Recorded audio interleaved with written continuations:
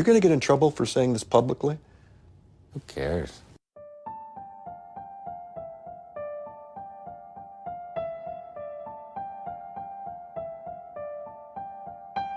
Tell us about the findings in the report that was just released. The latest measurements taken at Mauna Loa in Hawaii indicate a CO2 level of 400 parts per million. Just so we know what we're talking about, if you were a doctor and we were the patient, what's your prognosis? 1,000 years, 2,000 years? A person has already been born who will die due to catastrophic failure of the planet. What did he just say? Okay, can you expand on that? Sure. The last time there was this much CO2 in the air, the oceans were 80 feet higher than they are now. Two things you should know.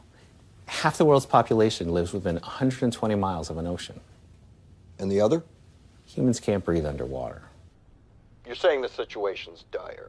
Not exactly. Your house is burning to the ground, the situation's dire. Your house has already burned to the ground. The situation's over. So what can we do to reverse this? Oh, there's a lot we could do. Good. If it were 20 years ago or even 10 years ago, but now, no. Can you make an analogy that might help us understand? Sure. It's as if you're sitting in your car, in your garage, with the engine running and the door closed, and you've slipped into unconsciousness, and that's it. What if someone comes and opens the door? You're already dead. What if the person got there in time? You'd be saved. Okay. So now what's the CO2 equivalent of the getting there on time? Shutting off the car 20 years ago. You sound like you're saying it's hopeless. Yeah. Is that the administration's position or yours? There isn't a position on this any more than there's a position on the temperature at which water boils. The administration, your administration. And don't forget, I need you to supports wind and stretch solar, 40. clean coal, nuclear power, raising fuel economy standards, and building a more efficient electrical grid. Yes. And? That would have been great. Let's see if we can't find a better spin. People are starting their weekends.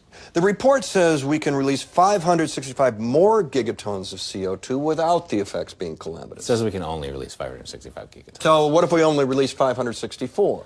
Well, then we would have a reasonable shot at some form of dystopian post-apocalyptic life. But the carbon dioxide in the oil that we've already leased is 2,795 gigatons. So, What would all this look like? well, mass migrations, food and water shortages, spread of deadly disease, endless wildfires, way too many to keep under control. Storms that have the power to level cities, blacken out the sky, and create permanent darkness. Are you going to get in trouble for saying this publicly? Who cares? Mr. Westbrook, we want to inform people, but we don't want to alarm them. Can you give us a reason to be optimistic? Well, that's the thing, Will. Americans are optimistic by nature. And if we face this problem head on, if we listen to our best scientists and act decisively and passionately, I still don't see any way we can survive. Okay. Richard Westbrook, Deputy Assistant Administrator of the EPA. Thank you for joining us. Thanks for having me. This is Newsnight. We'll be back right after this.